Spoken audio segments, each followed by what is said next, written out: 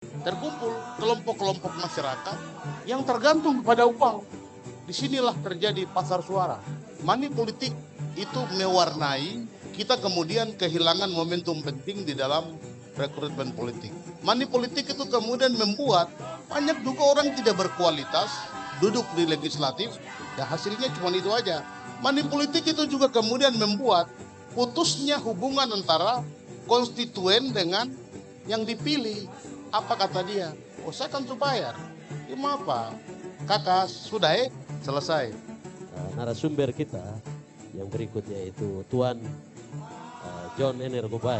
Ini anggota DPR fraksi Otsus dari Provinsi Papua.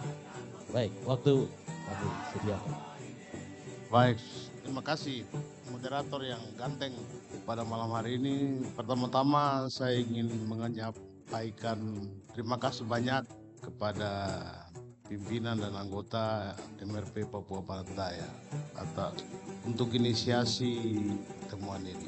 Sejarah di tanah ini mencatat hak politik orang asli Papua itu dapat kita rebut, baik itu kursi pengangkatan maupun Majelis Rakyat Papua menjadi jelas. Itu karena inisiasi pertemuan-pertemuan yang digelar di rumah-rumah adat. Ondoafi Ramses Ohe mencatat sejarah bahwa dengan pertemuan di OB pada tahun 2009, akhirnya beliau mengajukan judicial review dan hari ini kami anak-anaknya mendapatkan cincin emas jadi anggota DPR Papua Barat maupun Papua. Sejarah juga mencatat bahwa peraturan pemerintah tentang MRP itu dapat ditandatangani oleh Ibu Megawati setelah Dewan Adat Papua melakukan pertemuan di Sentaninda. Saya percaya pertemuan malam ini yang digagas oleh Tuan Tanah Papua di Papua Barat Daya ini akan membuka sebuah nuansa baru di dalam merebut hak politik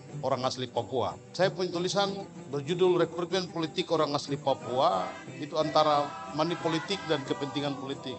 Kita punya hak, tapi kita diperhadapkan pada dua hal ini, money politik dan kepentingan politik.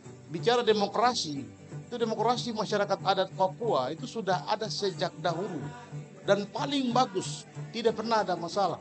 Ada masalah diselesaikan secara bermartabat, kemudian selesai. Ya, demokrasi yang hari ini kan diwarnai oleh money politik. Mengapa terjadi money politik? Oleh karena pertimbangan ekonomi. Para migran menguasai perekonomian kita. Ketika itu dikuasai, maka terkumpul kelompok-kelompok masyarakat yang tergantung pada uang. Disinilah terjadi pasar suara. Saya sejak dari pemilu ke pemilu selalu katakan ini bukan pemilu, ini namanya pasar suara ini. Nah, money politik itu mewarnai kita kemudian kehilangan momentum penting di dalam rekrutmen politik. Money politik itu kemudian membuat ya banyak juga orang tidak berkualitas duduk di legislatif, ya hasilnya cuma itu aja. Money politik itu juga kemudian membuat putusnya hubungan antara konstituen dengan yang dipilih. Apa kata dia? Oh, saya kan bayar. Cuma apa? Kakak, sudah selesai. Abang tutup kaca mobil dan abang jalan. Money politik itu juga kemudian membuat sebuah daerah, seorang pemimpin yang dipilih merasa tidak ada hubungan dengan daerah tertentu. Nah, ini bahaya yang muncul. Kemudian kepentingan politik. Kepentingan politik ini macam-macam. Kepentingan politik untuk jadi bupati, kepentingan untuk jadi gubernur, kepentingan politik karena diperintahkan oleh partai politik, harus orang ini masuk supaya you bisa dapat rekomendasi bupati ke gubernur ke dan lain-lain. Ini terjadi. Disitulah kemudian di dalam rekrutmen politik kita kehilangan momentum itu. Nah, kemudian apakah kemudian kita harus berhenti di situ? Oh, no, tidak. Disinilah diperlukan adanya kesadaran dari saudara-saudara kita. Kalau saya boleh pinjam kata dari Clementina almarhum, kita harus hidup dengan jargon, dengan sebuah jargon politik yaitu kakak dan adik. Siapa kakak? Kakak tetap yang punya tanah. Kakak itu wajib dihormati oleh adik yang datang. Kakak yang baik, dia pasti akan melindungi adiknya. Oleh karena itu, adik yang baik, dia harus berkewajiban menghormati kakaknya. Dia tidak boleh mengambil hak kesulungan dari kakaknya. Ini menurut Clementina. Yang kedua, kalau kita lihat bagaimana Ernest Renan menjelaskan tentang lokalitas adalah sebuah bangsa, yang kemudian dia menggambarkan ketika hak-hak pribumi, orang-orang pribumi dapat dilibatkan dalam sebuah pemerintahan modern, maka pemerintahan itu menjadi kuat. Di Inggris, ketika ada House of Lords, tuan tanah masuk dalam pemerintahan, pemerintahan itu menjadi kuat. Nah, dalam konteks itu, yang ingin saya sampaikan itu adalah tadi seperti disinggung oleh Mama Dorince. Ini artinya bahwa hak politik untuk bupati dan wakil bupati yang belum diatur, ya kita harus perjuangkan dengan mendorong pemahaman tadi, kakak dan adik, dan bagaimana melibatkan orang asli di dalam sebuah pemerintahan modern, itu akan jauh menjadi lebih kuat. Itu pendapat-pendapat dari tokoh-tokoh besar. Sekarang kembali ke konteks regulasi. Apa kemudian menjadi problem kita? Problem kita hari ini itu adalah belum terdapat regulasi, baik di regulasi nasional maupun di regulasi daerah maupun PKPU yang mengakomodir ketentuan pasal 28 ayat 3 dan 4 di dalam regulasi-regulasi tersebut. Itu hal yang menjadi tantangan kita. Nah, oleh karena itu, pada malam hari ini kita membangun gerakan bersama untuk bagaimana mendorong agar ada PKPU, agar ada regulasi nasional. Karena di dalam penjelasan Undang-Undang Otsus pasal 28 ayat 3 dan 4, itu kemandirian partai politik itu dihormati. Nah, bagaimana kemudian kita dapat mendorong ketentuan pasal 3 dan ayat 3 dan 4 pasal 28 Undang-Undang Otsus, maka diperlukan jalan lain ke Roma. Nah, saya apresiasi bahwa teman-teman Papua Barat Daya ingin mendorong judicial review. Ini upaya hukum yang bermartabat yang dapat kami lakukan. Upaya lain yang dapat dilakukan adalah dengan adanya gerakan bersama, adanya asosiasi, maka kita akan dapat melakukan lobby-lobby politik. Kepada siapa? Kementerian Dalam Negeri, ketua-ketua partai politik, kepada DPR RI, kepada DPD. Nah, komposisi DPD dan DPR RI kita hari ini itu akan terdapat 42 orang dari tanah Papua. DPD RI 24 orang. 4 kali 6 provinsi, 24. DPR RI 3 kali 6, 42. Nah, bagaimana merubah pasal 28 ayat 3 dan 4 yang bunyinya begini. Dalam melakukan keputusan politik, partai politik dapat meminta pertimbangan MRP. Dapat ini opsional, bos. Bisa juga tidak dapat. Nah, sekarang ini 4 manusia yang kemarin kita pilih ini macam Agus orang ini. Nah, ke depan itu menjadi tugas mereka. Begitu.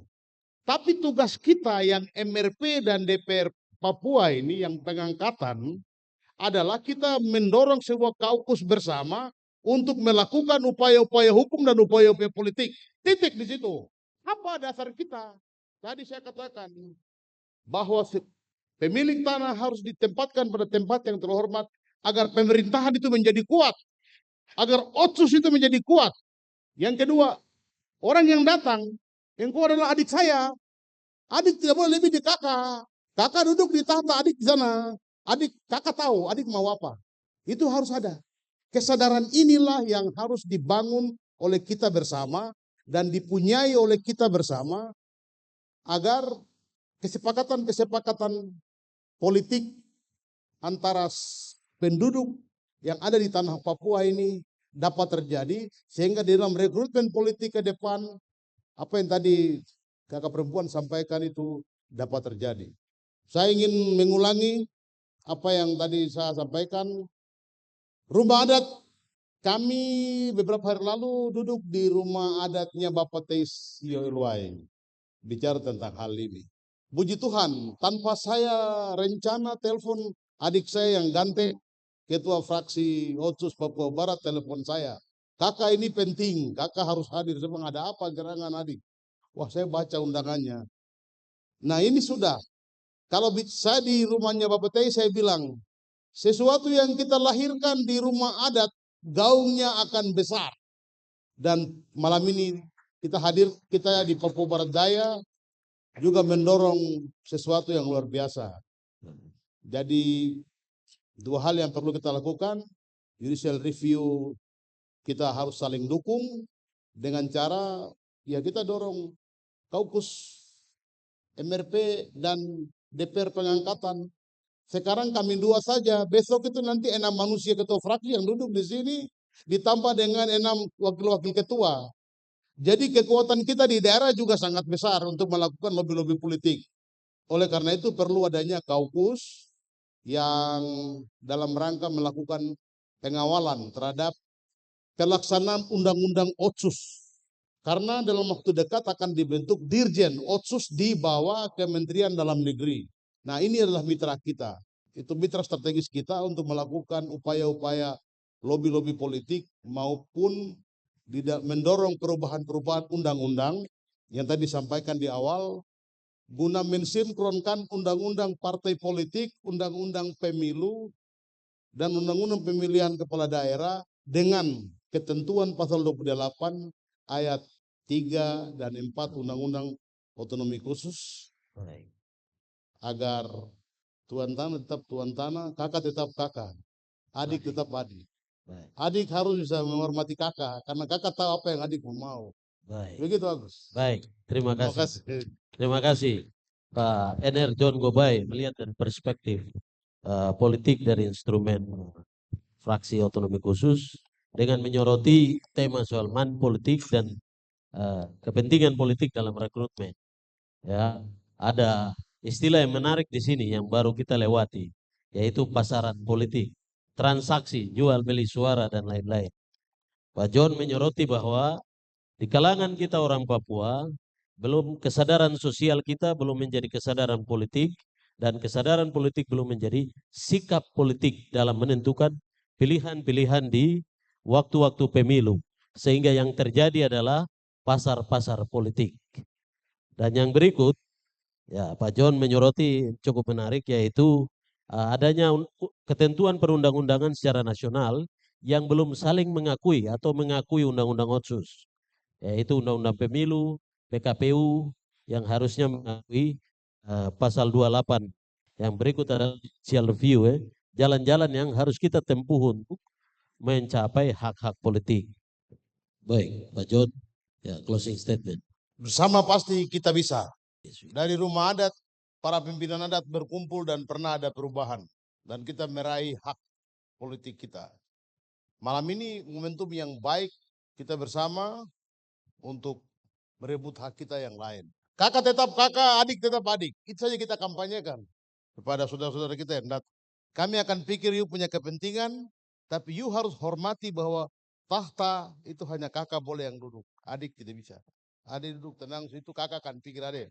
Pimpinan adat itu pikir rakyatnya, bukan rakyat yang datang kasih kepada pimpinan adat. Oleh karena itu kita mendeklarasikan asosiasi Majelis Rakyat Papua di tanah Papua dan kaukus kursi Otsus. Kami dua saja malam ini, kamu tidak kasih tahu juga, kami dua akan deklarasi barang jalan. Yang lain baru itu kan akan kemudian datang. Sekali lagi Tuhan pasti bersama kita untuk sesuatu niat baik kita untuk memperbaiki negeri kita agar Tuhan di negeri sendiri menjadi nyata dalam karya dan tugas kita masing-masing. Terima kasih.